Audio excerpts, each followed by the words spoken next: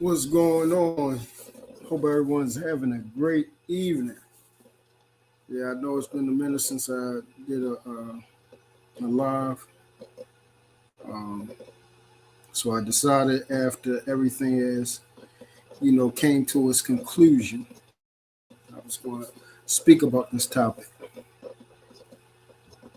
First and foremost, I like to thank my Father God, Elohim Yahweh, for bringing justice, for letting us know that good still triumphs over evil in this fallen world, that right triumphs over wrong, that the loss in taking of life would never be acceptable. So I'm very thankful for that. And you know what's sad? Because you look around in the so called community, black community, and you look around and see some of these people are actual parents. And you see how some of these people are pretty much horrible parents. That they either teach their children not to deal with accountability and responsibility and accept consequence when you break the law, especially the law of God. We even got so called Christians and everything standing up for racism and black people and black power, thinking they can straddle the fence when the Bible specifically says you cannot serve two masters. You will cleave to one and hate the other. But of course, they don't follow the Bible. They don't read the Bible at all. They don't pray. They don't do none of these things. These are just churchgoers, and deacon board members, and choir rehearsal people, and, pastors' pets, and any of those things. Religious formality, not relationship, not right and wrong, not dealing with the word of truth and what the Bible specifically says. You know what I mean? They deal with emotional tendencies. I like to thank Raw and Cell most of all for following this case since the beginning. And salute to Fantastic too for following this case from the beginning. It's great to be synonymous with people that stick what should be the right thing. No matter what, no matter whether it's uncomfortable, they not followers. They don't go with the flow and wherever the crowd is going. They stand up for right leadership. Some of us wasn't raised with leadership. You know what I'm saying? Some of us was raised to be followers, cowards. Scared to stand on what's right. Don't speak up. Don't fight against injustice. Don't fight against bullies. The only thing you do is want to call somebody bad when it doesn't suit you, not when it doesn't suit what God says is right and wrong. You feel me? So salute to those individuals. Cell and Raw have did an authentic job by producing, authentic content, what YouTube was made for, provided fact and truth, consistency with following the case from all the way since last year, all the way up to its conclusion. So, they did an amazing job and brought entertainment with it as well. And, all you have is emotional dribble. Emotional dribble from leftists, feminists, and all these type of things. And I don't see how in the world leftists and feminists think you can love God when nothing that you are about is indicative or lines up with the Bible. I keep trying to tell y'all, this so-called book club that y'all believe the Bible and the Christian is, or I could just say I'm a Christian and I know God and all that, and that's how it works. Glad y'all say that. You know what I'm saying? I'm glad y'all say that. Don't do nothing for nobody else. Don't share. Don't give. Don't do nothing. Always trying to get over it. Just takers. Aren't thankful and that daggone sure ain't grateful. You feel what I'm saying? But and then you got the clowns and lames on YouTube, so loving their box and their audience. You know what I'm saying? And talking so heavy. When they would get dealt with just like Austin was dealt with, but with hands. See, some of us ain't a coward like you guys, and someone that is not meeting them inside of school grounds. Some of us fought at school. Some of us was raised to protect ourselves with our hands. That's what comes when you actually have, a father or a father figure in your lives raising. But most of y'all didn't. Most of y'all was raised by your mammy, women and men alike. And your mammy, imputed more of herself inside of you than anything.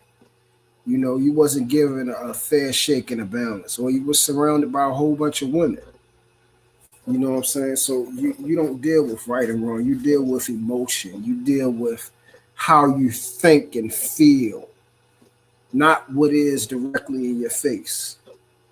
You don't deal with, oh, the sun is outside and it's yellow and it's high at noon and it's bright. And when it sets, it goes down over, the horizon. Y'all deal with, oh, the sun is out and I feel nice because it's a sunny day and I feel like going out and enjoying myself and all that type of stuff. It ain't got nothing to do with God, nothing to do with life, and nothing to do with right or wrong. Feelings, which are fleeting, ever changing, not principle, not statutes and commandments, none of that. You feel what I'm saying? You got people that say buzzwords and they think that makes them who they are and stuff like that. And for those of us that actually are in the faith authentically, you see what I'm saying? We see right through y'all. And especially the people that supported this. You have nothing to do with God at all. God is looking at you like, well, got another disgusting creation here. That they are okay that the life that I've given someone was taken out of them out of malice, out of evil and hatefulness.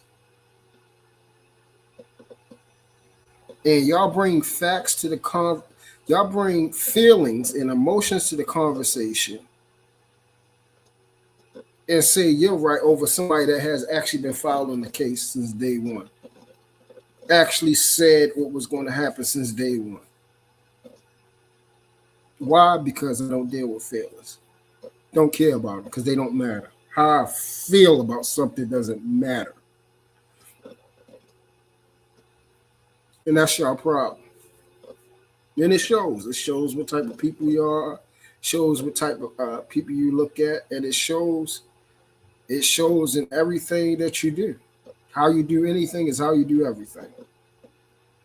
You feel what I'm saying? And that's one thing I'm never raised my children to be. Cowards, people that don't listen to God, right or wrong.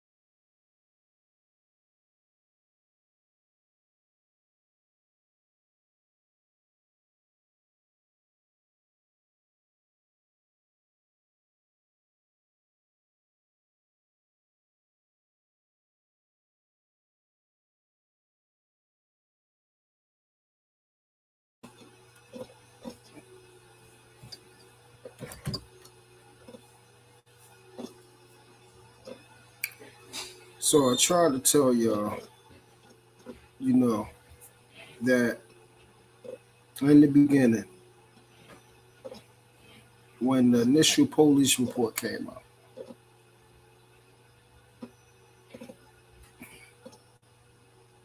the boy confirmed that he did it.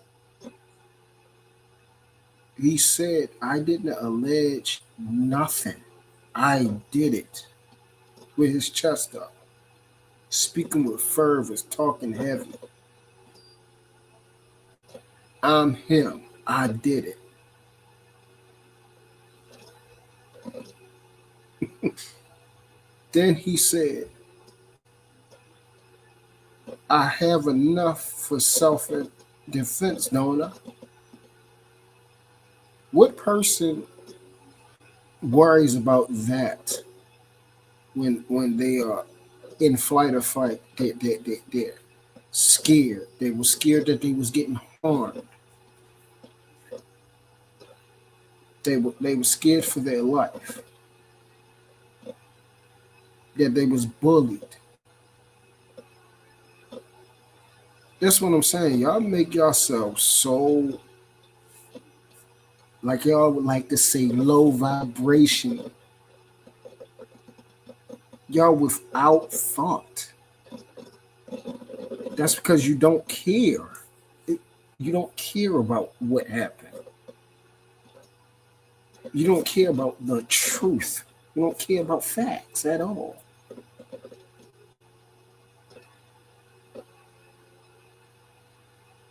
The kid confessed to a police officer about the crime.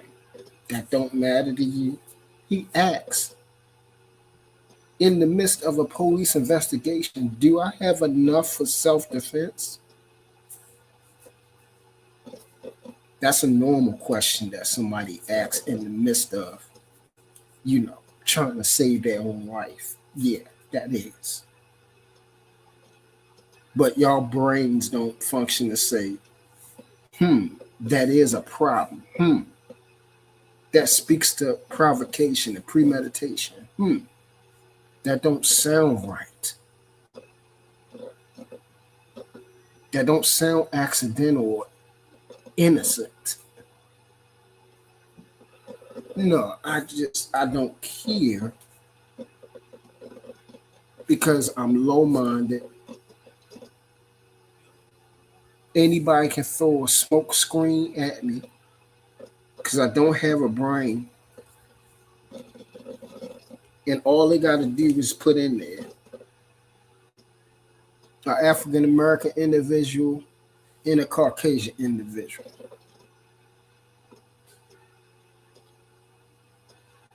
And then my emotional thought process kicks in, my bias, my respective persons, which makes me untrustworthy now. Can't trust what you think. And y'all always on the wrong side of this every time it happens. The verdict never goes in your direction. Why? Because you're wrong. Because you're a liar. You're untrustworthy. You're emotionally bound. You don't care about life.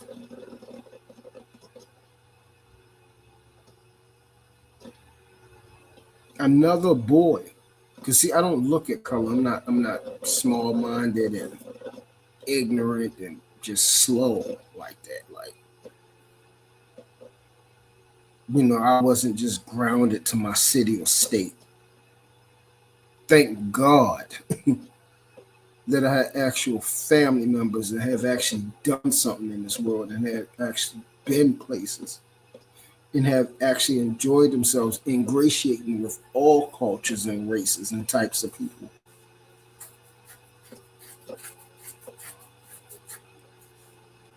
That you can appreciate one for wealth and knowledge. Thank God. Because maybe I'll be just as stupid and foolish as you guys are. And I would dread to be that way. I would dread to think like y'all. Cause it's embarrassing. And y'all don't even care. Like, oh, yeah, my brain told me to think like this. This is okay. This is normal to have a brain like this. I guarantee you crack and open up your cranium, your brain is wrinkled without recognition. Synapses are not firing, no electricity, no spark. I've told you guys several times over the 6 years, you guys are the walking dead. The walking dead. And this is a prime example of why we will always, as a group, not me, not me, not my children, the black community will always be last because we have you guys in here. There's need to be segregation amongst black people so the black peoples can separate themselves from the N words. Seriously. And the N words can all group together and go back to Africa or wherever they like to go. While the intelligent, loving, decent black people, we're going to be amongst the world without hate, without prejudice, growing and being successful.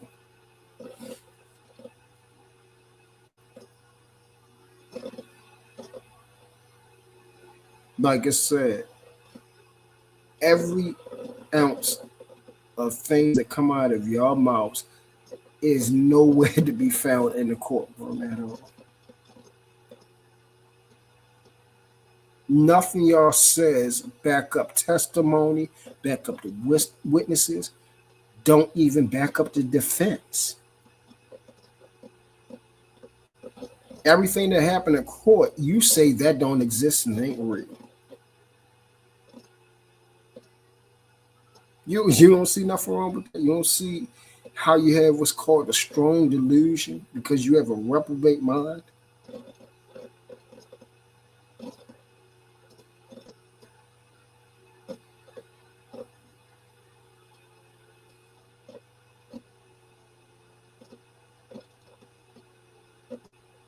And it's sad.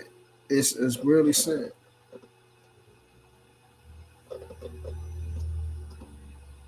But none of my children will ever be raised to hate another race, to raise thinking they're better than another race, to be raised to think that another race is not their brother and sister, that they're evil or bad.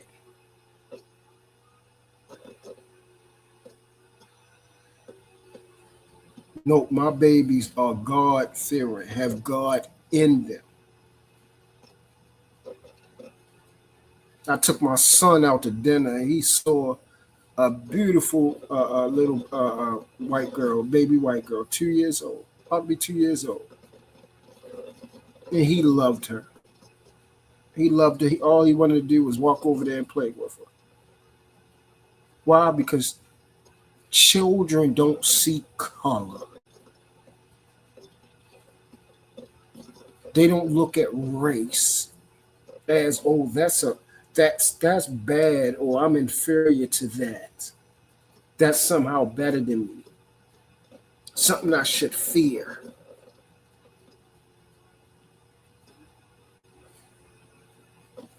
No, my son was driven and cultivated by God, by the Most High, by Elohim, as well as my other babies.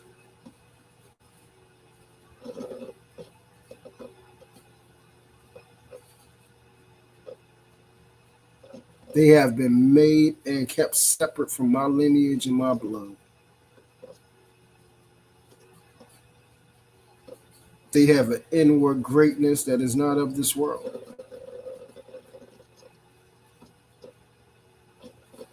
That is why I will always somehow, some way persevere, continue, and keep growing. That is why my daughter excels at everything that she touches and did.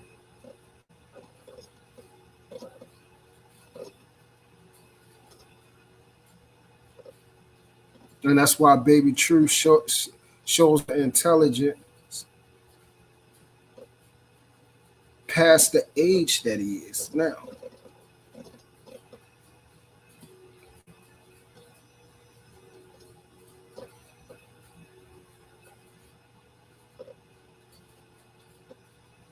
And they always have been helpful and loving and want to be loved, want to, be around people, want to laugh, want to be held, and want to hold others. Because God, that goodness is in them.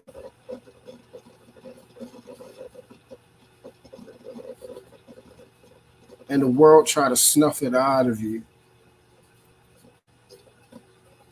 because of, they are of their father. Baal, Beelzebul, Azazel.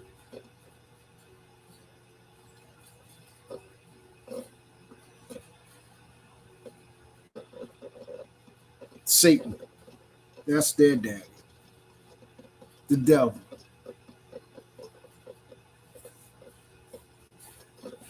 They think because they say Jesus or God or go to a building and scream and praise break and dance, all this other stuff that was started up by the black church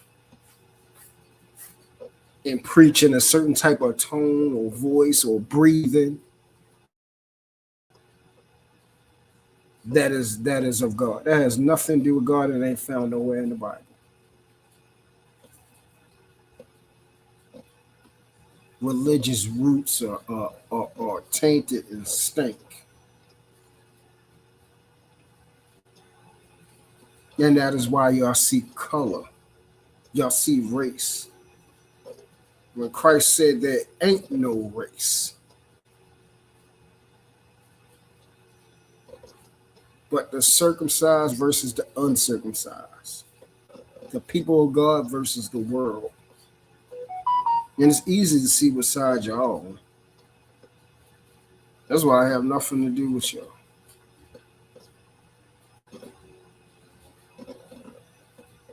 I don't know if y'all been seeing what's been happening in the world. They seeing aliens and everything.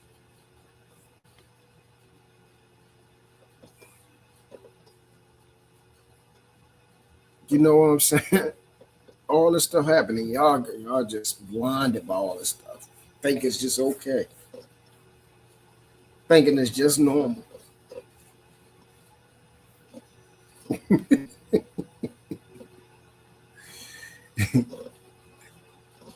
Just like on Menace to Society, you know you done effed up, don't you?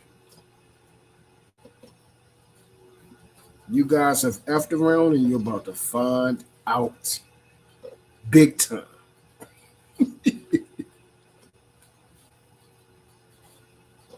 Big time. Every witness, even the people and friends of Carmelo Anthony himself, verified he was the aggressor. He started it.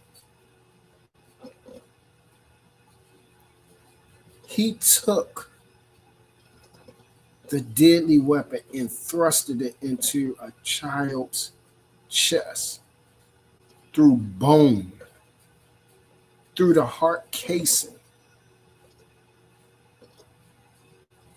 hit a ventricle, and caused another loving human being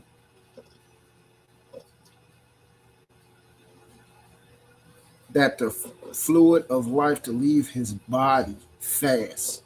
And he didn't even know what was happening. He just went and saw the Lord.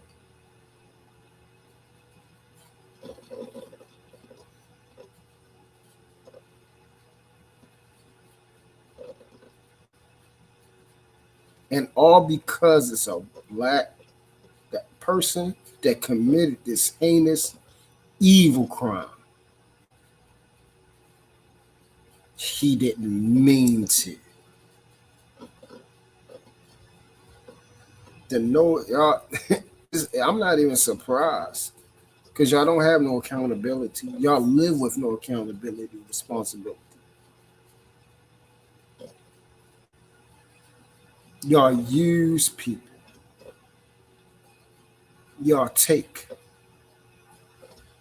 Y'all don't serve God. Ain't doing nothing for God, ain't doing nothing for people. Ain't helping nobody out or nothing.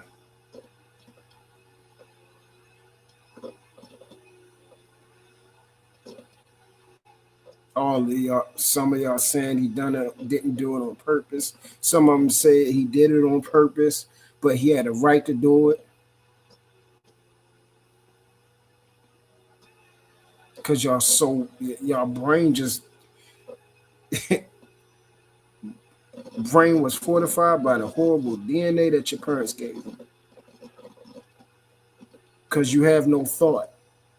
Do you know how much force you have to do to go through the bone, to go through the heart casing in the heart, which is a muscle, a muscular organ?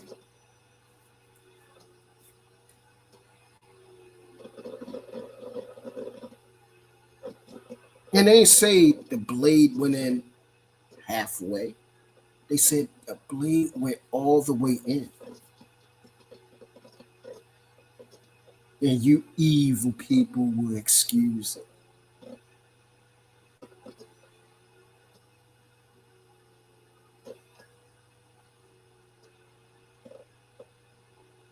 This is why I don't feel sorry when stuff happen, because you are in the right deserving of it. You deserve that. You deserve. Hey, sweetie, thank you for showing up. You deserve for things to happen, for God to take his favor off you. You don't even know that the reason why you haven't felt the wrath of God because certain ones of his children are around you and pray for you.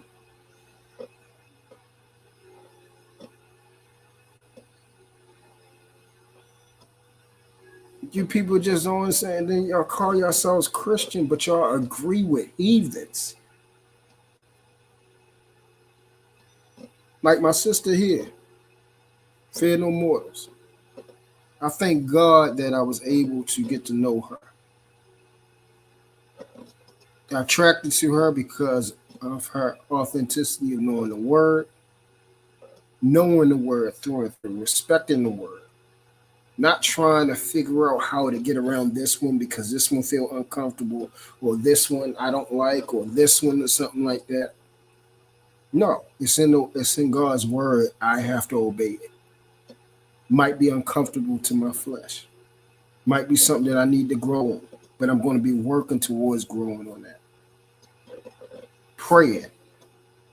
And all her content is what? In honor and glory and edification for the people of God and giving glory to God.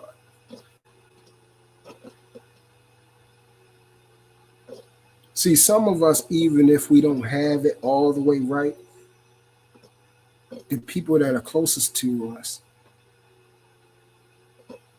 they're either on that level or greater.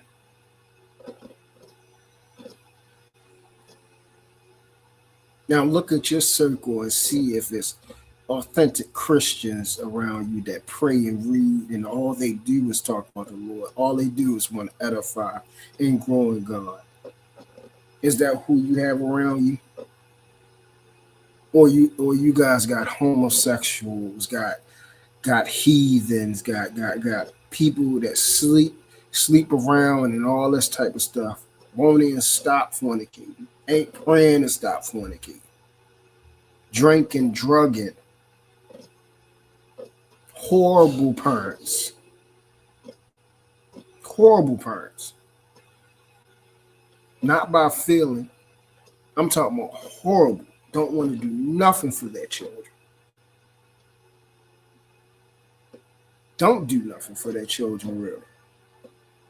The reason why they're able to do certain things is because of other circumstances that surround them. Those type of things. But ain't leading and guiding their children in the right direction. That daggone children are bad and disrespectful as crap. Just mean and nasty. And the one thing that if you're not teaching your children that the first law they must understand and honor is honor your mother and your father, and your days shall be long. That ain't a cliche, that's the truth. And if you're a parent that teaches their children to disrespect another parent, oh, you're going to be held liable for that. And that's a fact. But of course, you don't understand these things because you're not biblically grounded.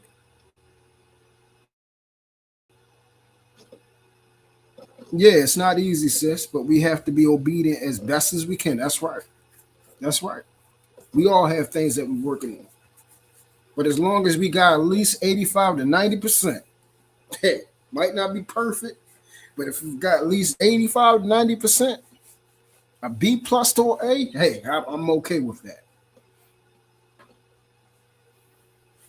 I'm okay with at least I'm acknowledging where I fall short at. Because that's the first thing needed for change. You feel what I'm saying? But one thing I won't do is support evil.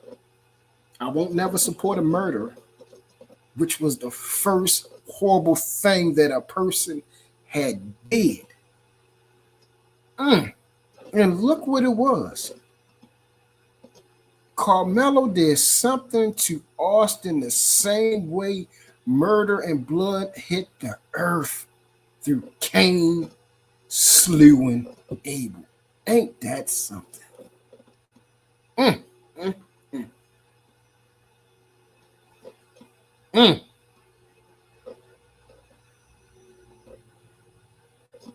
But of course, we love God.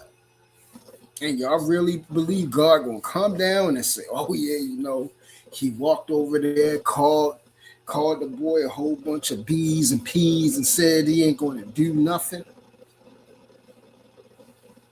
Ain't none of y'all gonna do nothing to me. Touch me and see what happened. But he didn't mean it. He didn't mean it. Touch me and see what happens means I don't mean it now. But nowhere have we ever in our history of dealing with each other as people, when we heard it in real life or movies or anywhere else, touch me and see what happens means I don't intend on doing anything harmful to you. But we want to play these type of games now. Why? Because it's in our emotional favor of what we want to do. You feel what I'm saying? Like I said, no responsibility, no accountability. Don't respect result and consequence. Because the majority of y'all are old children, arrested development,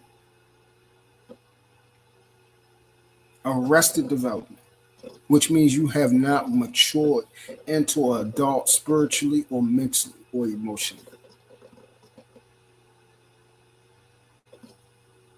You have aged because time waits for no man. And we breathing and living so that our body dies. That's a sure thing. That's inevitable. That's absolute. That's the only reason why you up in age. And with all that age that you have no wisdom, no experience, no maturity, no more intelligence. Majority of y'all that I have known and talked to, we're talking about years now.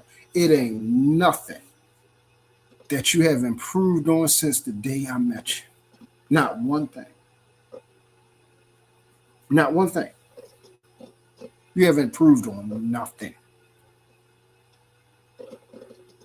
Nothing. And you think somebody can trust your testimony, your word, on whether this kid is right, on whether this kid should be given grace for taking another life. Because you want to add, 20 on 10. You want to say, oh no, he didn't, move him and push him on the shoulder. He pushed him on the ground and he flew across the ground, and then he had to get up and defend himself. They all banked him and L'd him out and choked him out, and he had bruises around his neck and all that. None of this stuff is in the courtroom. But for some reason, you guys know better than the facts that was given on both sides by the defense and the prosecution. You guys know state legislation and law better than the state holders, the court system, the judges, the lawyers, all that. You guys know the law better than the law written down.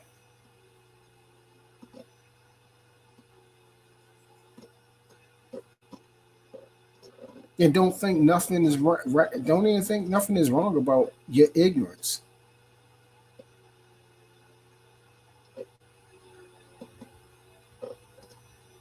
But the fact that you are okay. Oh, I'm not okay. Yes, you are.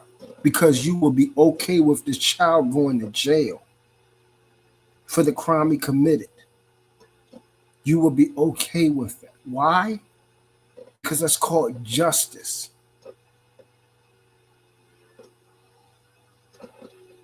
This is your problem. It's a lot of you guys think you're going to meet Jesus and say, oh, I'm sorry, I made a mistake, after you've been sinning your whole life, after you ain't do nothing for him your whole life. Oh, I didn't know. Can you forgive me because you're a God of grace and forgiveness? That's what you said in your book. So I thought since you died on the cross, as long as I believe you died on the cross and your name was Jesus, that, anything I ever do to somebody or thought about somebody or thought about you or did with you or moved a certain type of way or moved against the word, it was going to be okay because you was going to forgive me, because you're a God of love. I don't like to think of you as a God of war and a God of consequence and a sovereign God. I don't like to think of you like that. I like to think of you how I like to think of you, which is God of love, Yeah, that's going to work with Jesus. Yeah, you're right. You're right. He going to do what you want him to do. Not what's in the Bible. He going to how you want him to do. How you feel like your life should be. He going to take you to the destination where you think you should go. Not where you rightfully go. I have heard a lot of mixed opinions. Yes, sis, I'm trying to tell you. And see, I'm not worried about my opinion because I don't have a feeling about it. The facts of the case says this boy belongs in jail. Him out of his own mouth said, I did it. It ain't no we think. He confessed and spoke with fervor about it. He was confident in what he did. That don't matter to you? That don't click in your brain? Like, that's actually something that matters.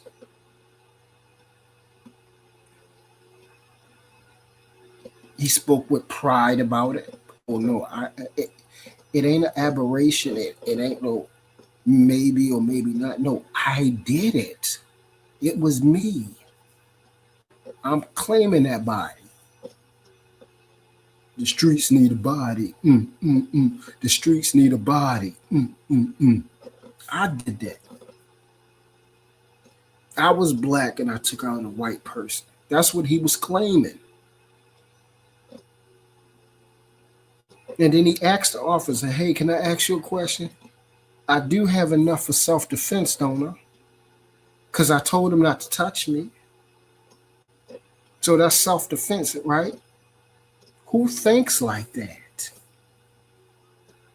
That's how not guilty people think and talk, right? That's how not guilty people, not people that don't do something on purpose, they don't think like that. They don't talk like that. You know, people that fear for their life, they talk like that. They speaking like that. They asking those type of questions. Even the cop told him, man, don't say no more. Don't speak.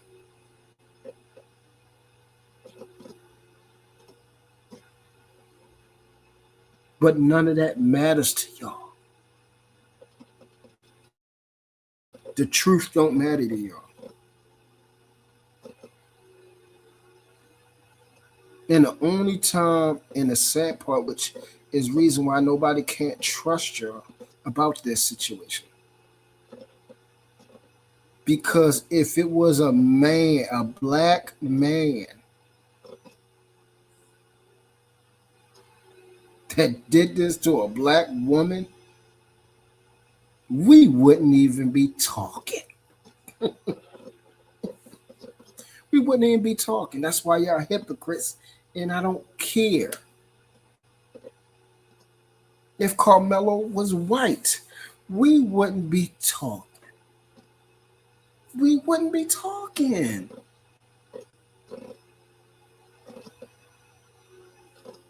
You a lie and a hypocrite, and the truth ain't in you at all. We wouldn't even be talking.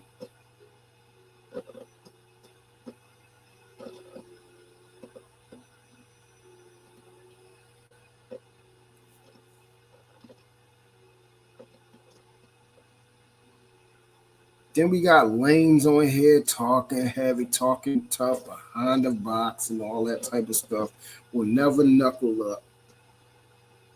Got small, skinny, dirty looking Jamaicans talking tough on something.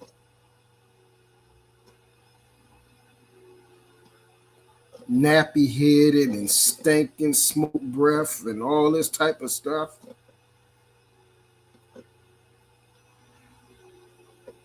You can look at him and tell he look and smell like garbage and stink.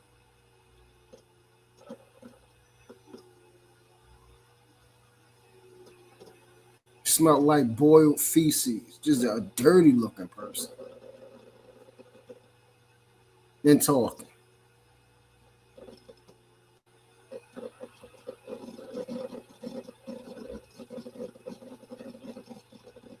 Skinny little boy, ain't even got a frame built like a man. Skinny little midget. It's always a little dude talking heavy, and we'll get all the stuffing smacked out of him. We'll get treated like a rag doll. That be the cowards, the main ones using a weapon because they have to. Because there ain't no physical prowess with them. Ain't nothing mannish about you. You ain't got no fervor, no veracity with you. You ain't nothing.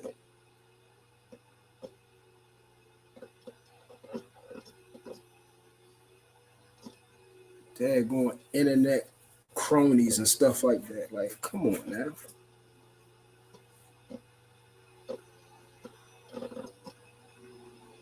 Carmelo Anthony was a coward. He stole life from another person, another child.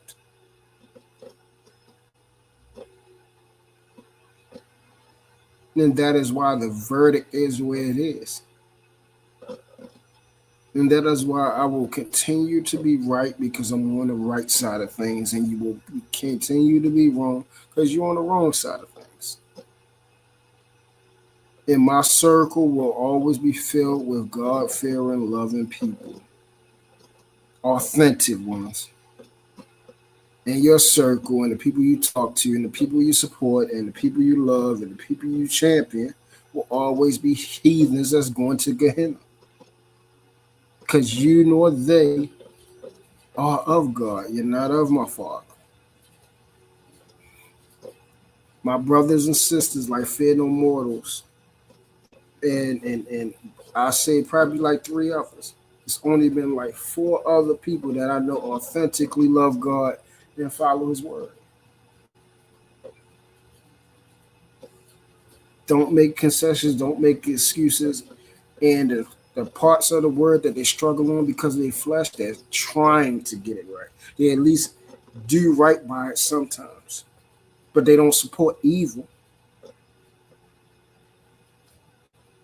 Fear No Mortals demonstrated that she loved God above anybody and anything because she separated herself from a fraud.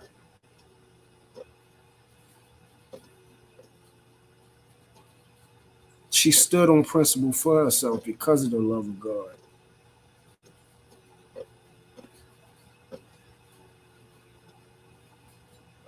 Our Father's word says, he that loved the word, the love of the Father is not in them. And like I said, I only seen three other people that actually love God and love the word of God more than the world. The rest of y'all are worldly and love the world way more than God, way more than Jesus Christ.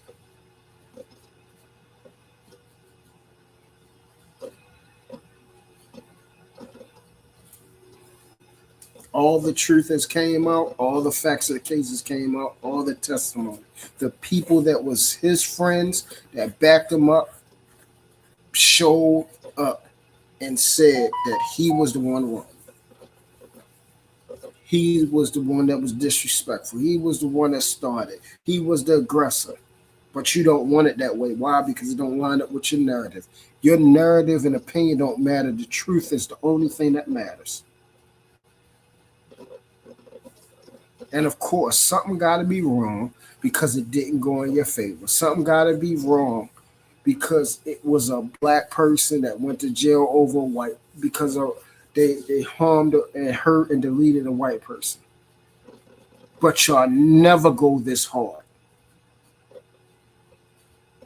When a black man deletes another black man, y'all never go this hard. When a black man deletes a black woman, y'all never go this hard. When a black woman deletes a black man, y'all never go this hard. When a black woman deletes another black woman, y'all never go this hard. When a black woman or a black man deletes a child. Never. Y'all never kill or bat an eye when another race deletes themselves. Why? Because you're not of God. You don't care about life. You have respective persons. You are biased. And that behavior, that character, that spirit, that is not of God. So you don't have God in you.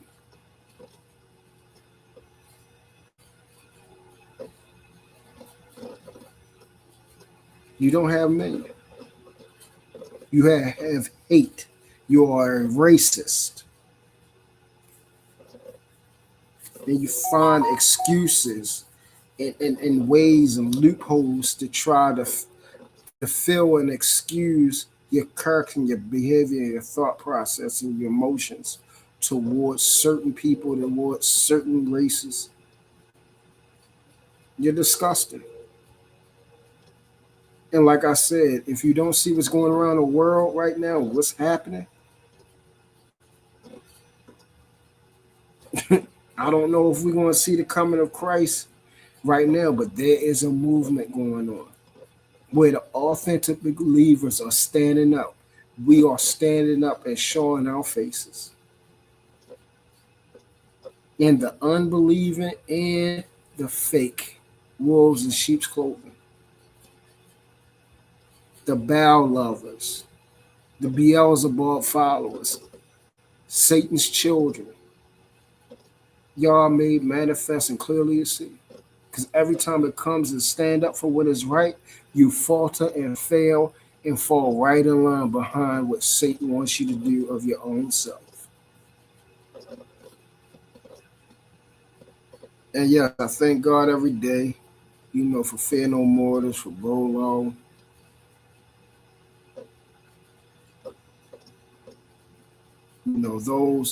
Those individuals I can say earnestly love God.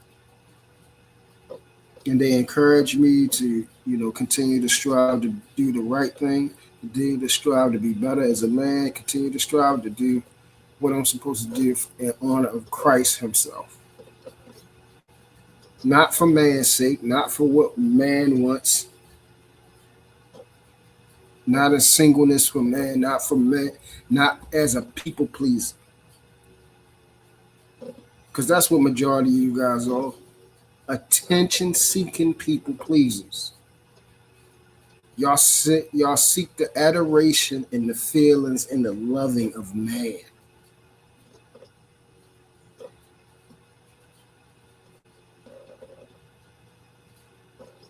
And you'll hear people say, yeah, I am a people pleaser. Like that's a good thing. That means you can't be trusted.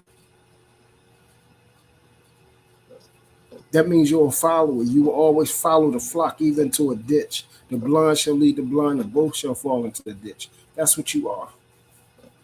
You're a deceiver, just waiting to show his face. And that's what you guys did. Look how y'all handled this case.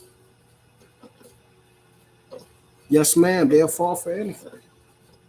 Anything. Anything.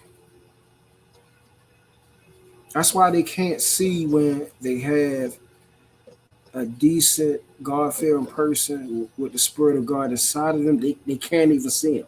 It don't even light up to them. Their brothers and sisters don't even recognize to themselves. Well, their brothers and sisters, they recognize their brothers and sisters because that's who they cling to. They love and they enjoy hanging around people that worship other gods and all this type of stuff that do heinous things that are hateful. They love them people. They don't speak out against them.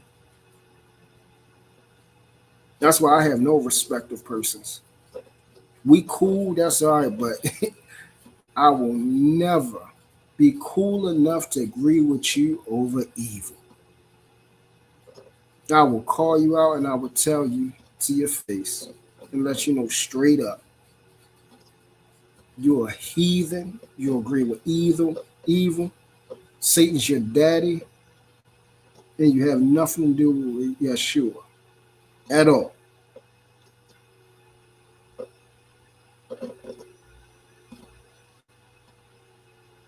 Jesus Christ is the way, the truth, and the life. No one goes to the Father but through him. There's nothing I put over Christ at all, and I make it known every day.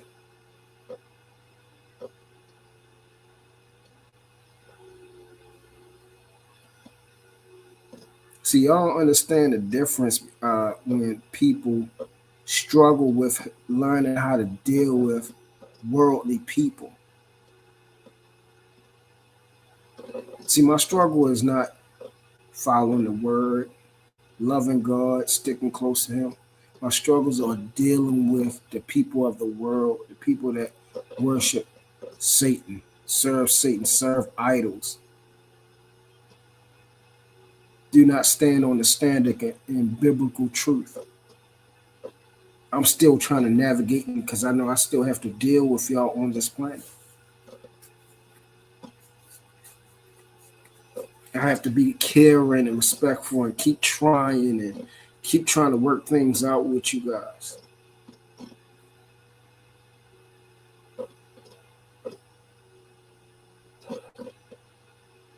Praying for you and all it and still be kind. best believe that's only through the mercy and grace of God.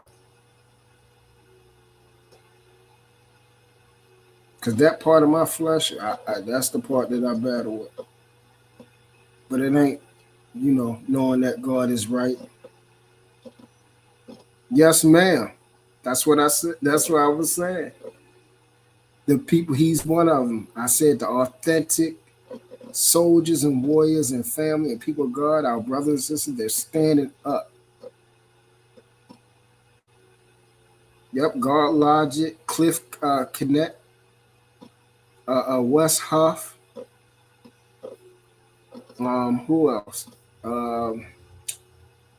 Who else? We got so many. They coming out and they speaking fervently, fearlessly. Anything that come against our Father through Jesus Christ, they standing on and stomping it out. And just like so many people. But y'all don't understand. And this scripture, y'all don't understand either, but y'all keep doing it. Do not call a clean thing unclean.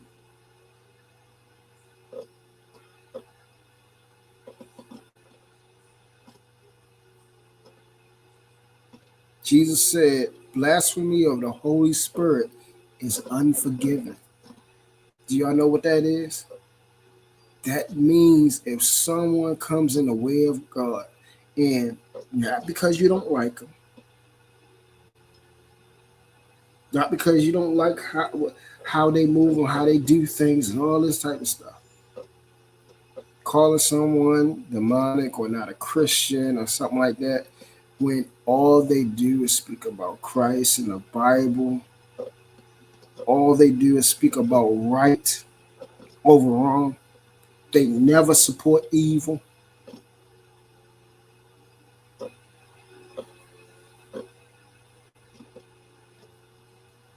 They speak about you should do the right thing.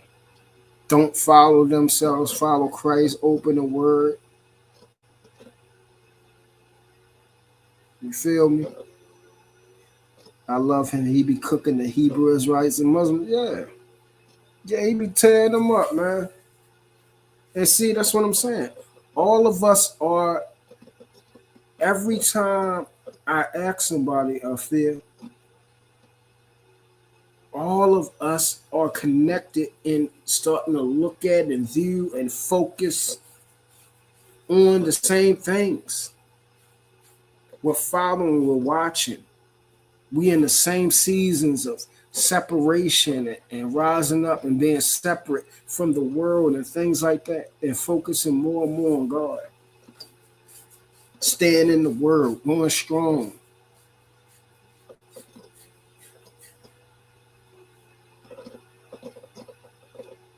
But like I said, they will support anything else other than what Christ says.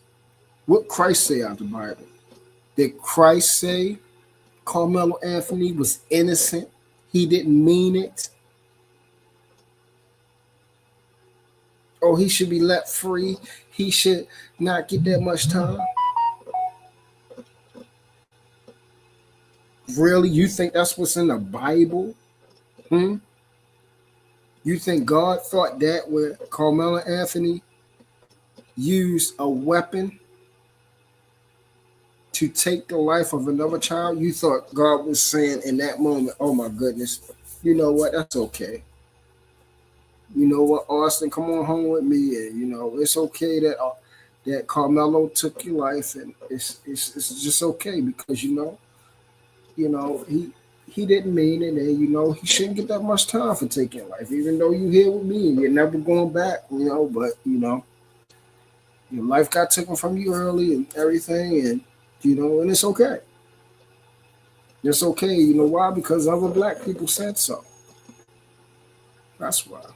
Yes. Yes, ma'am.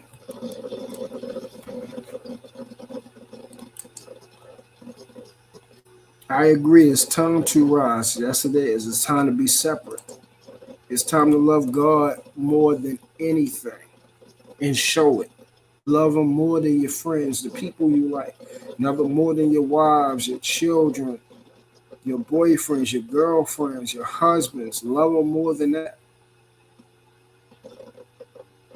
And no, that don't mean because he don't play about that when y'all try to convolute things. When you have a wife or a husband, you love God by following His commandments and telling Him, doing what He tells you to do over loving your wife and your husband. See, y'all can't try to use loopholes and try to manipulate and corrupt and try to trick God. It don't work that way. Elohim is everything, everywhere, all knowing, all powerful. And He knows and tries your heart. And y'all love that cliche. God knows my heart. The problem is you shouldn't be saying that like that's a good thing. Because He really does. And you will be held accountable for your heart. Not how other people feel about you, but for how you lived and what you did for Christ and His name's sake. And y'all just think y'all going to get away with it because how you been living your whole life. You don't think it was self-defense? Could you come up for a minute so I can explain it to you? Or if you can't, then I'll just explain it to you from here.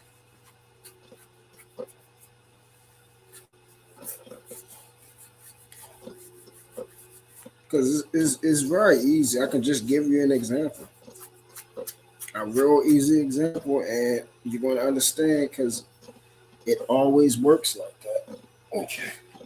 I think it's... do this. Okay. Thank you for coming up. I appreciate that. Praise God. Copy.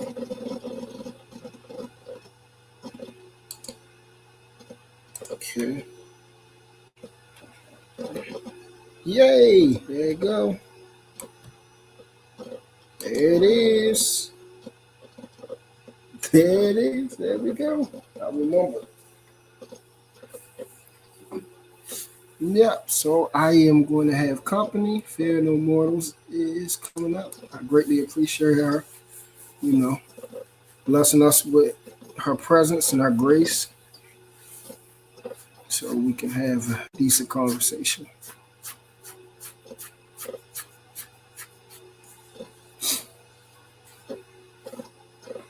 And I know it will be blessed. Regardless of disagreement or those type of things, I know for a fact that above all, she's going to choose Christ over anything that I say. So, hey sis, can you hear me? Hold on, let me turn off the YouTube part. Okay. Okay, can you hear me? Yes, ma'am. Can you hear me clearly? I can. All right, great. How are you? I'm pretty good. Not too bad. I did a show tonight about affirmation, so check that out if you can. I don't cover the same things. I sure will. I definitely will. Thank you for letting me know. Mm-hmm. Right. So I was surprised to see you on, but I'm glad that you got on.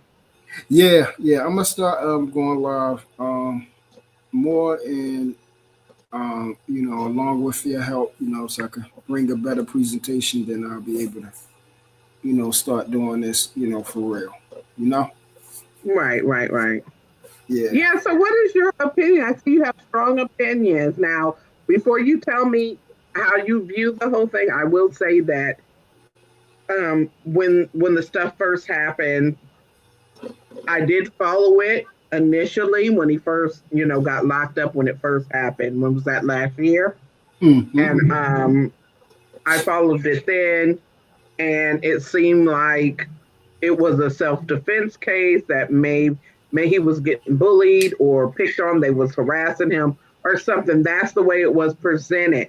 Now, I will say, since the trial started and everything, I've looked at a few people's channels, but I haven't been following it that much, because I've been too busy lifting up the kingdom and Mm-hmm. staying in the word of God. So I Right. haven't been following it that much. But I see several content creators have been covering. Right. And see, this is why I appreciate you, because this will be a great example. You see how you earnestly came to say, in the beginning, I looked over it, but since then, obviously, I have a life. God is my life first, and then I'm taking care of myself, and I'm working, I'm doing other things. So I Right, wasn't following the case like that, but I knew the case was ongoing. right, Just be honest that you don't know, you haven't been following, you don't know all the details, you don't know the facts.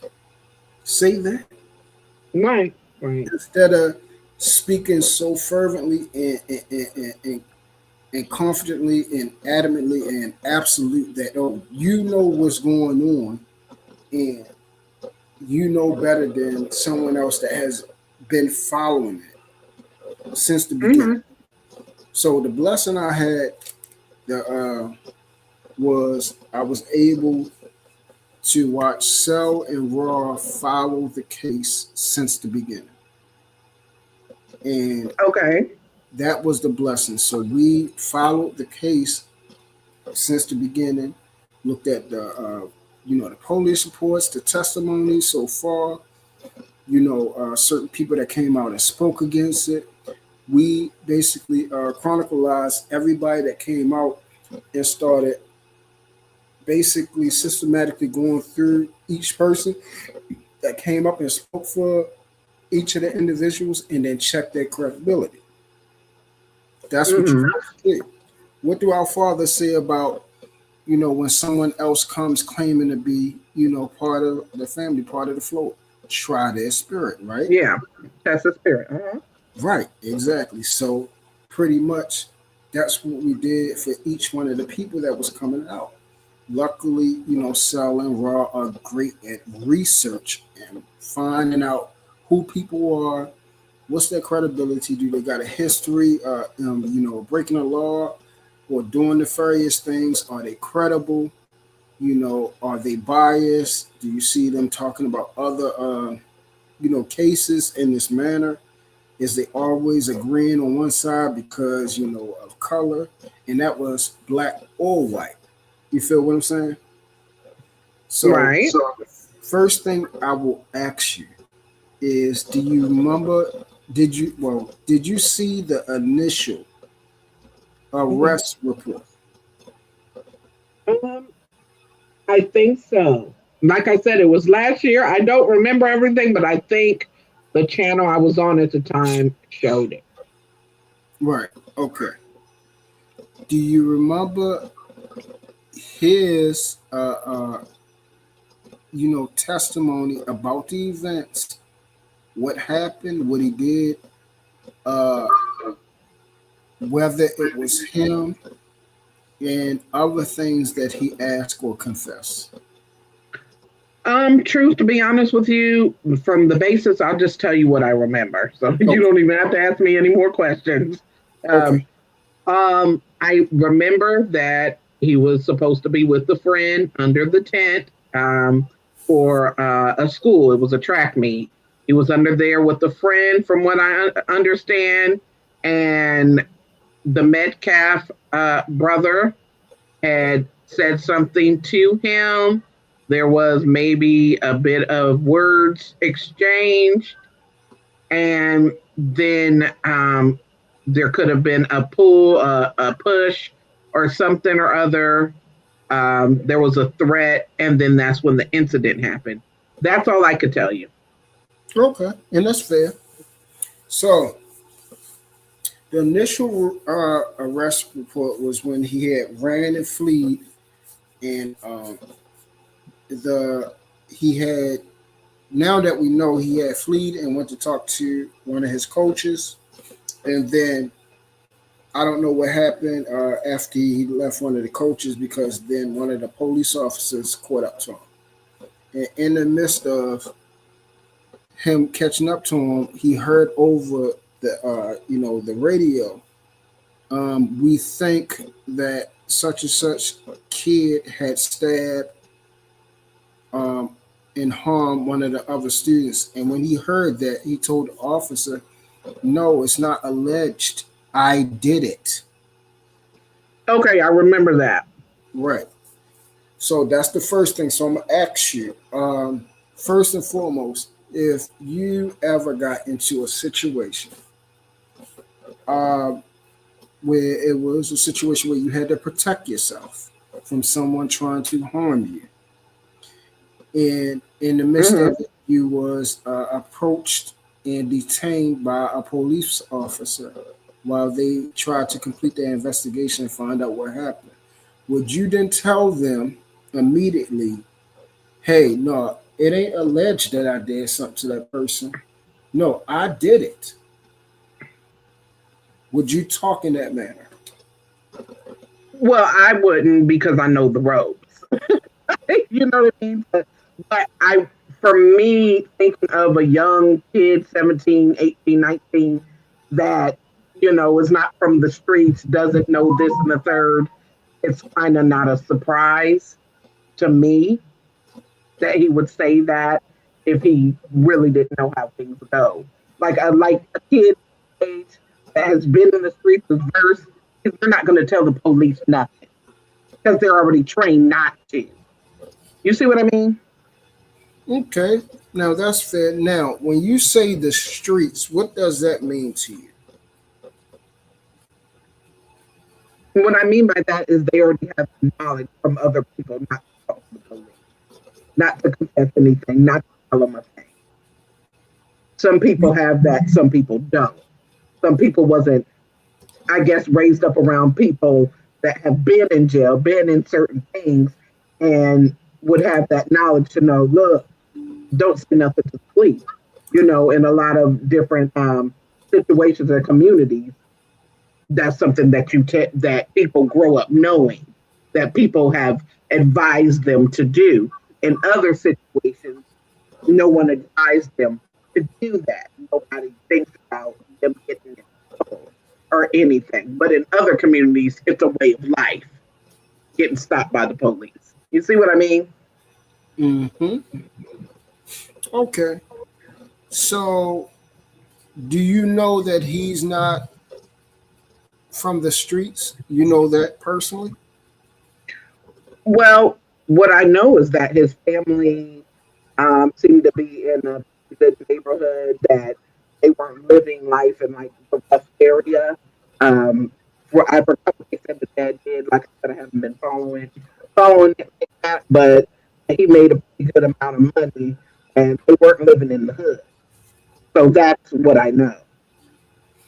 Besides that, I can't really answer any more of your questions. I mean, you can tell me what you think about it, but that's pretty much the gist of what I know. Okay. And the reason why I'm asking you questions because I'm not trying to I'm trying to see, because I'm not trying to feed you what I know only. I'm trying to see what you know to see if I can pretty much skip over some things, because it might be some things that you say that, oh yeah, I agree with that, and that's what happened. So yeah, as far as it from where we are now, that's probably the only things that I would really know. Okay. Like I said, and then some of it I don't remember everything when it first came out last year. So much things have happened from there. From now, I do my own content, so I don't know. You know what I mean? This is from what the little bit that we just said. That's pretty much all I would remember. Okay. From the case and hearing. I remember the press conferences. I remember the Metcalf dad going to the Anthony family's press conference. I remember. When they did the press conference, when they talked. I remember. What else do I remember? Yeah, that's all I can pretty much remember at this time. So, I'll be honest with you, from my opinion, it seems like it was a situation of the boy was being harassed and, he had to protect himself. I don't know any more facts that have came out since the trial because I have not been following it. Right. Okay. Mm-hmm. So, according to the trial testimony from both sides, Carmelo came to the place, came to the event, went to the tent to see, because he saw another one of his friends over underneath of that tent. Okay. Then the Metcalf brothers and two other people came underneath of the tent and sat down as well. It was no conversations back and forth yet. So they both were sitting down. He was talking, and to his friend. And now he, whatever they said, because they didn't say what him and his friend were conversating about. The friend then left because he was there for an actual event. I think his friend was actually in the race. When his friend left, when his friend was there, other people, not the Metcalf twins, other people there was asking him, "Who are you, and what are you doing here?" And he was, I was, the way they said it was that when he was having a conversation, he was saying things that was disturbing the other people. When the Metcalf brothers came, they were, I guess you would say, they were the leaders. They decided to step up and, speak out because not only was he sitting there and he wasn't supposed to be there, he was disturbing the other people. And then his friend had left and went to the event. The Metcalf, who was it? Austin. Austin and his brother asked him, "What are you doing here? You don't belong here." And he then said to the other people, "You bees can't move me." That's what he said to the people.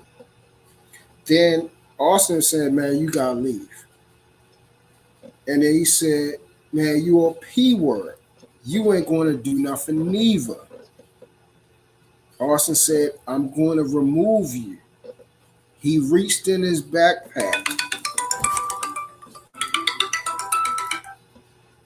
He reached in his backpack and said, no, he reached in his backpack and then said, "Hey, you're not going to do nothing. Touch me and see what happens." Austin said, "Man, you ain't got nothing in that backpack. You ain't going to do nothing." He said, "Man, I ain't even trying to fight you. You just need to leave." So then he walked over to him, and they said he put his hand on uh, Carmelo's shoulder, and they said everybody said push.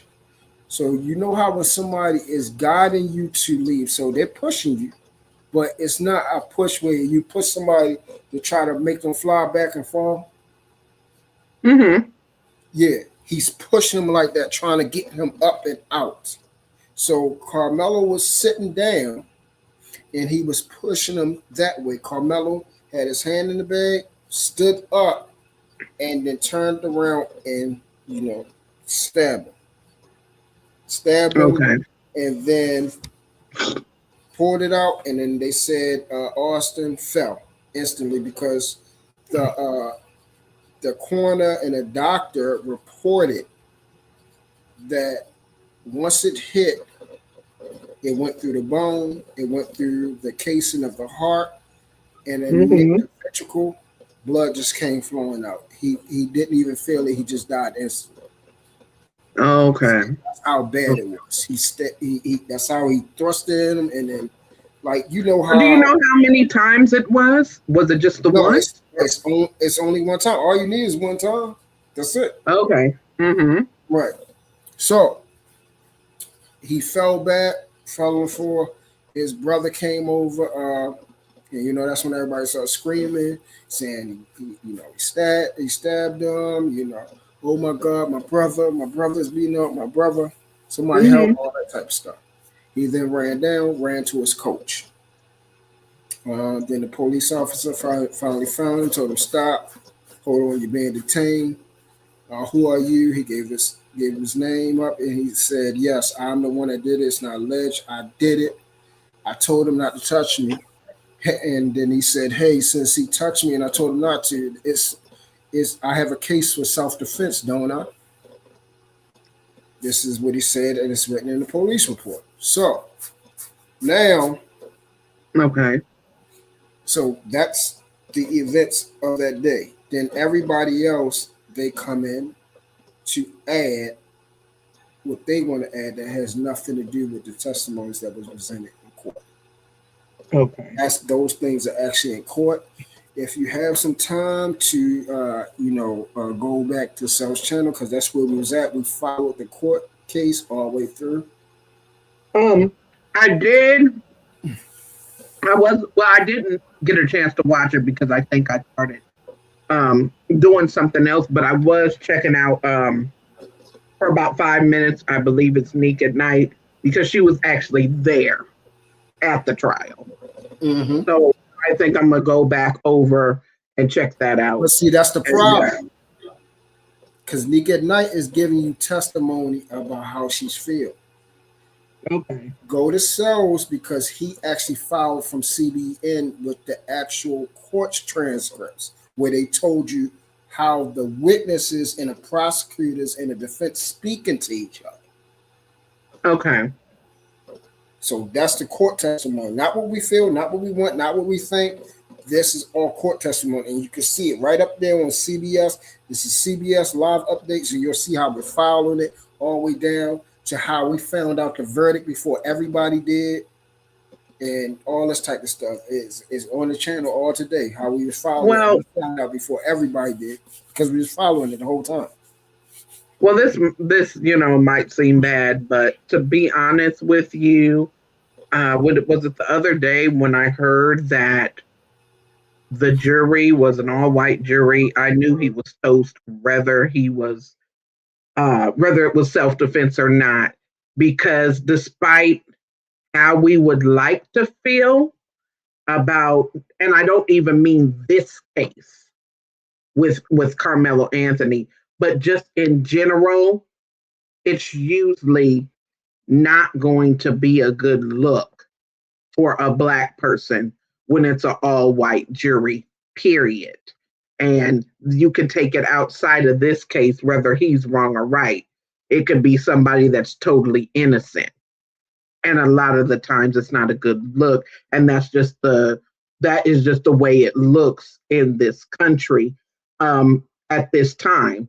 I would think some of the bigger issues about this case is that people made it black against white. And I feel like that's why there's a bigger nuances involved with this case, because I feel like that's what happened here. If that makes sense. So Yeah, that's fair, and a lot of other things that you don't. That's another thing. So you brought up the jury thing.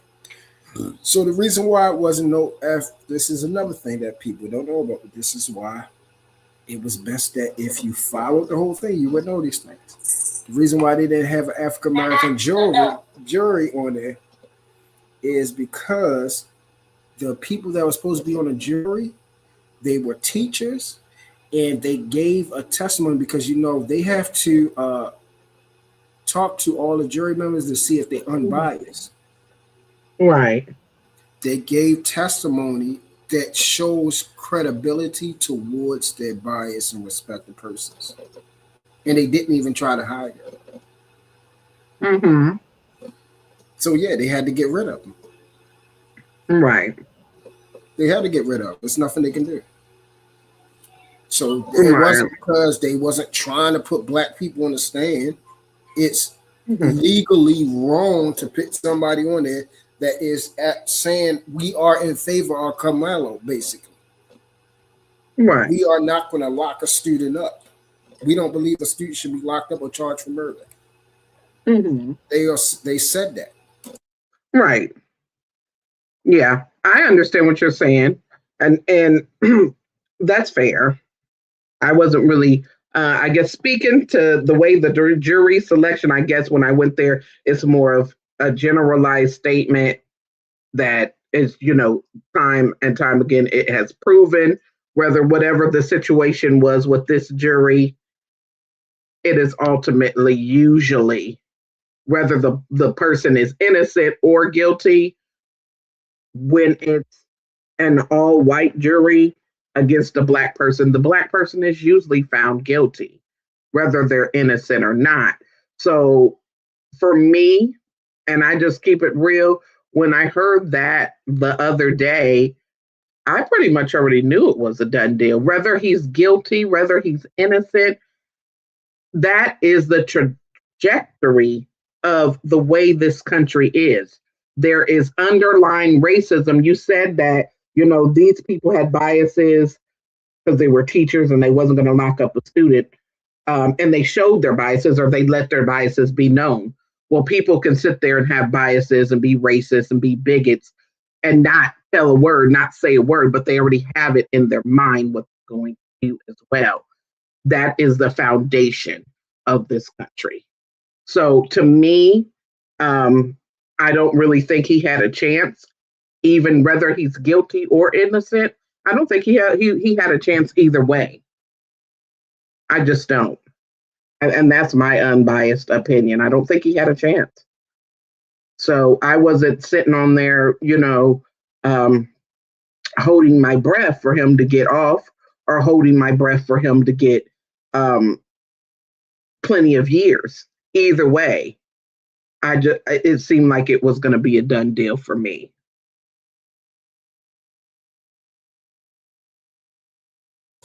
So Yeah, for my, I mean, the thing is that the part where you say he didn't have a chance, he didn't have a chance because it's a bad case. Because he was not, none of the testimony, everybody, even the people in the defense, even his friends that was there with him, they said he was the aggressor. They said he was the one cursing. He started it. The people they brought up to back him up, they came up there and said, yes, he started cursing. He said the B word. He said the P word. He said you ain't going to do nothing. He the one reached in the bed and was staring at him. And these what I know. See, I didn't, like I said in the post, I don't know what the witness says. I'm just speaking on the entirety of the whole case. So I don't know about what the witness saw, what they said, or whatever. Yeah, that's why. That's what I'm telling you from what we read today. That's why they close. Everybody say why they close so fast is because because the case is over with. Your own witness said you were the one that did wrong. Wow. See, I didn't know that much. Wow. That's crazy. Yeah, it just seemed like, it was just a wrap. I don't know if somebody reported, I don't know if they'll probably try to appeal. I mean, most people do. So I would imagine that there would be some appeal at some point. But I know that this case has everybody has mixed opinions, and just me on not being so much engulfed and wrapped in the case. I just think people have made it into a race issue. That's my honest opinion. Yeah, because the problem is the beginning part is the race issue. The court part is not. When I mean, what do y'all want when your testimony, your people? I mean, they can't lie. That's the thing. They can't lie. So your own people who came there to back you up and everything like that, they backed them up, but they still told it. Oh wow. Yeah. Well, For me, it's like all I can do is pray for, and I've done this. Like when it first happened, I prayed for peace during the grieving process for the Metcalf family, because that is something that I always do, especially being a person that has lost a child. Anybody that loses a child, I'm going to naturally pray for them that they find peace during this healing process of grief, because it's not an easy thing, especially losing a child and, a child that was already here, walking, talking, breathing, you know what I mean? That's not an easy thing. So I always pray for them. And I also pray for the Anthony family and their family and what they've gone through, that they'll come to peace as well. So I have prayed for both of the families. And, only thing we can do is leave it in God's hands. Yeah, I mean, that's the thing, and that's what I try to ask people. I was like, first and foremost, this is life that's gone. It can't come back. Mm-hmm. So that's number one. Number two, it was done under the definition of what murder is.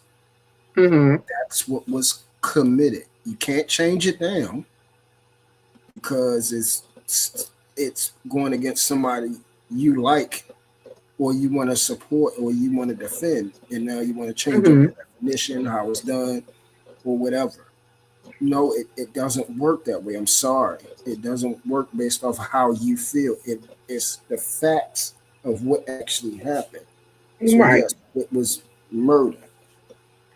A life was taken, and like you said, a child was taken from their father, their mother, and their twin brother.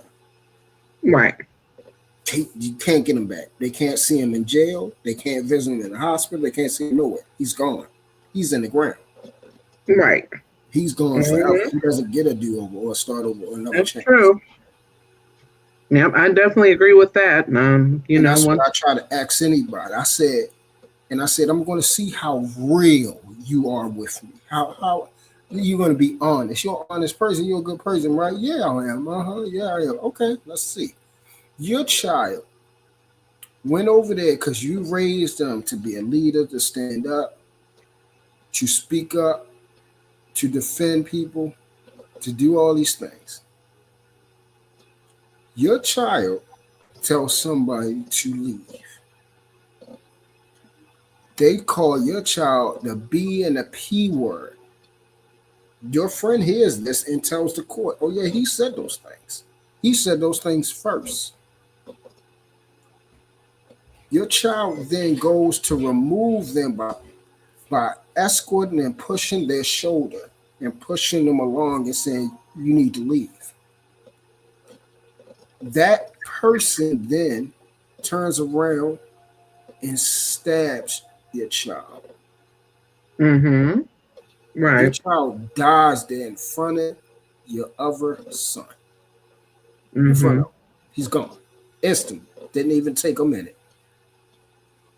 Yeah. You're going to tell me, you're going to sit up and tell me, and you're going to say, well, the boy was self-defending against my son, and that's just what it is.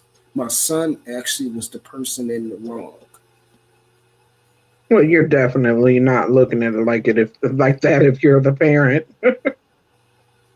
I mean, honestly, the emotions are in the wrong. Yeah. My son got stabbed and murdered, and he was the one wrong because the other guy was it was self-defense.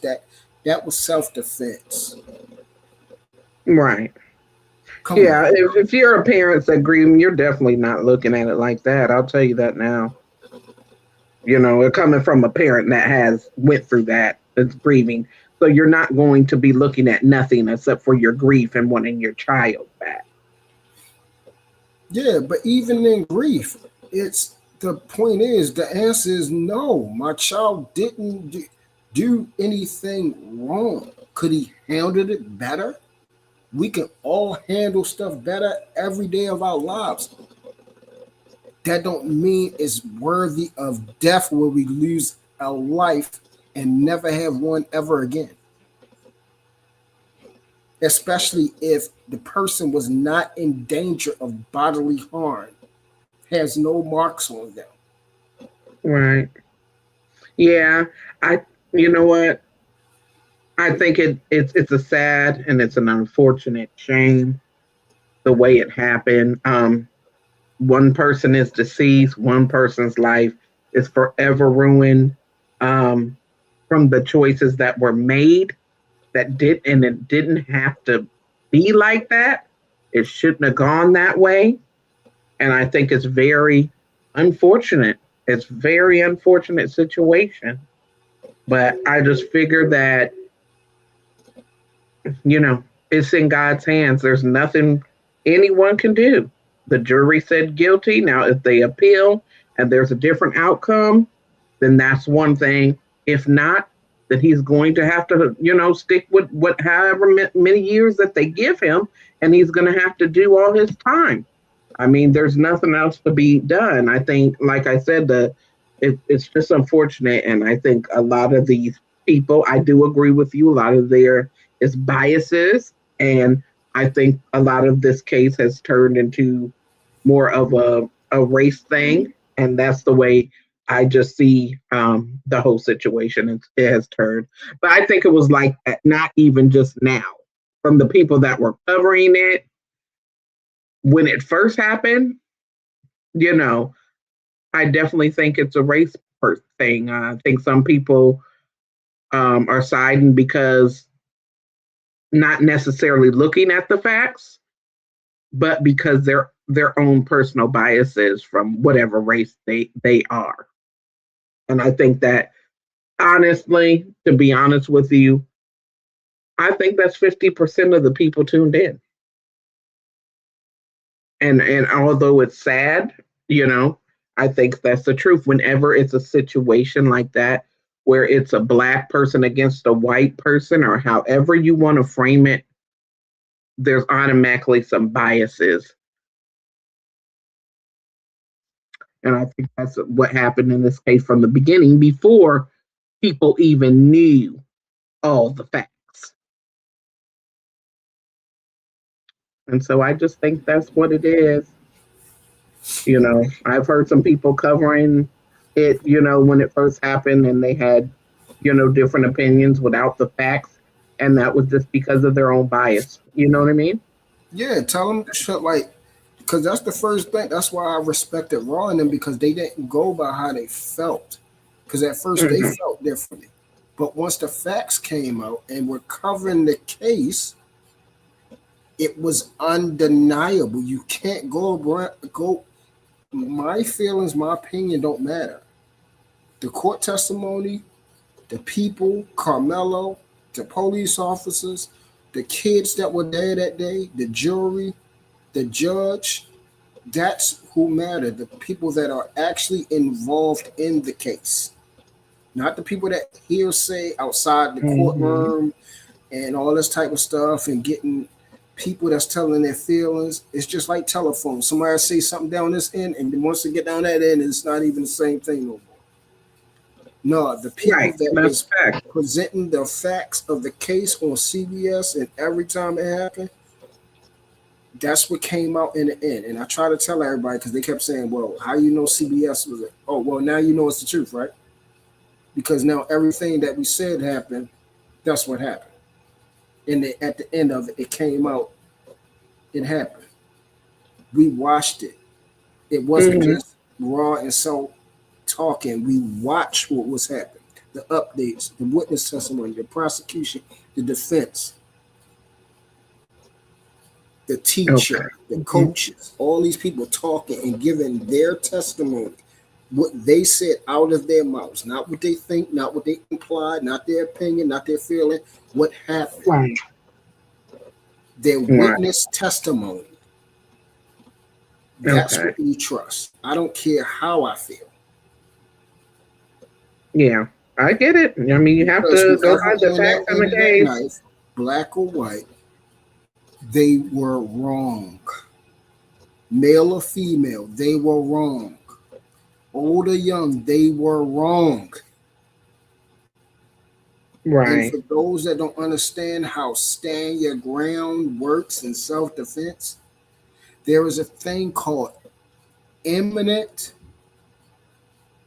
danger, Hmm. which means you have nowhere to, like, I'm pretty sure your mom and dad told you this. If somebody's bothering you or something like that, or they're trying to fight you, try to leave. Try to walk away first. That's what my mom told me. That's what my dad told me. That's what I told my children. Always do that Right. first. Tell Yeah, and that's the somebody. best thing to do. I think my parents told me to beat their ass, honestly. Uh, That's a different situation. say that again. I said, honestly, I don't think that's what I was taught looking back. I think my parents probably said to beat their ass and Oh yeah, if they I'm going to bother get there. you. Yeah, But I'm going. yeah, I get that's the there. best thing to do. Try to avoid the conflict, walk Mhm. away. Hmm. Yeah. So my parents told me to walk away, tell somebody first. That way it absolves you,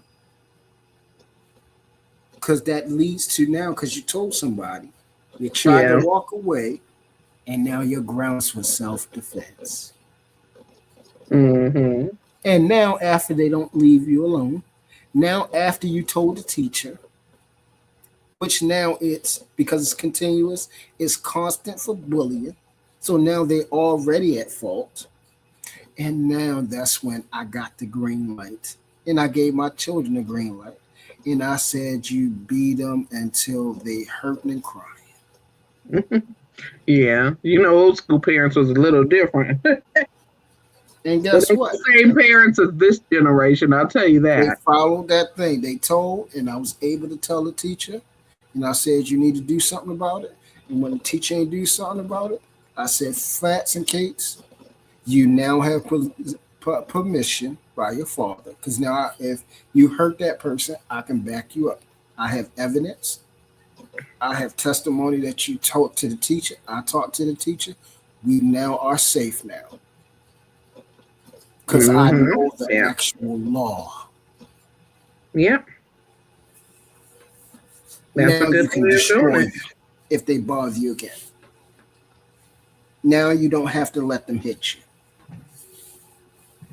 Don't worry, they ain't getting away with nothing, because if they hit you again, you're allowed to make up for that time that they hit you. Right, right. Yep, I agree. Well, Truth, I And got to get off of here now, and I yeah, appreciate your explanation. and that's all I thing I wanted to appreciate say you. this. I'm gonna let you Yep, go. That's if Carmelo would have did that, he'd have been straight. He had yep. ample time. Nobody was blocking his way from leaving or nothing like that. And the Okay. thing was, he ran to his coach after he did what he did. Why didn't he run to his coach before? I guess that's something we'll never know. Yeah. Oh, he'll be thinking about that in jail though. Yeah, yeah. I imagine he has thought about a lot of things over. I don't know, when did it first happen? Has it been a year yet? I know it was last year sometime, but I'm pretty sure he's thinking about a lot of different things. Um, Yeah, it's been a I year. pray to It's set been another over a prayer year now. today for both families, and that's the only thing we can do. But thank you, brother. I hope you have a good rest of your show. You too. Thank you, sis. I appreciate you. No problem. Bye bye. Have a good one.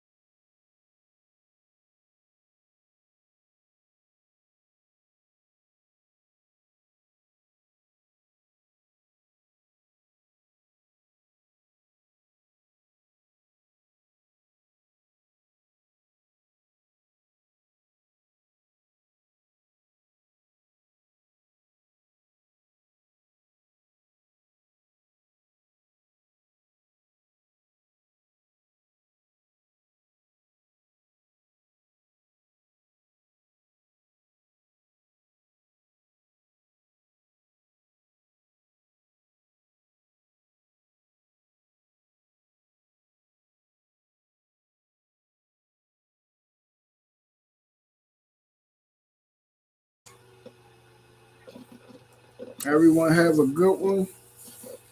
Y'all take it easy. Y'all better watch out for these aliens that came through, because the demons are here. And you might be going to the other place a little bit earlier than what you expect. Good luck.